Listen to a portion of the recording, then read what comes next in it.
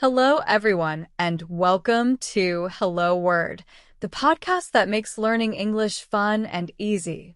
I'm Alex, your host, and today we're exploring the world of determiners. If you're new to English, this episode is perfect for you because we'll break down what determiners are, how they're used, and why they're so important in everyday sentences. So, what exactly is a determiner? Determiners are words that come before nouns and give us more information about those nouns, such as which one, how many, or whose.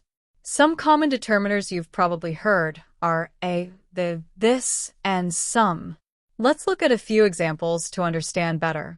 If I say, I have a book, the word a is a determiner that tells us I'm talking about one book, without specifying which one. Or if I say, can you pass me the pen? The word that is a determiner showing that it's a specific pen we both know about. In she bought some apples, some tells us there's a certain amount of apples, though not an exact number.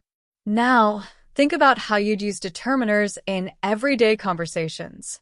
Imagine you're at a store and ask, do you have this size in red? Here, this helps you specify exactly which size you're talking about. Or, if you're at a cafe, you might say, I'll take an iced coffee.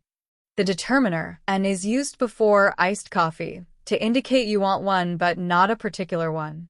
Understanding determiners will help you make your English more precise and clear when describing things around you.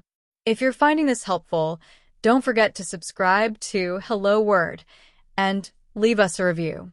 Your support helps other learners find our show and grow their English skills. Thanks for listening, and I look forward to sharing more with you in our next episode.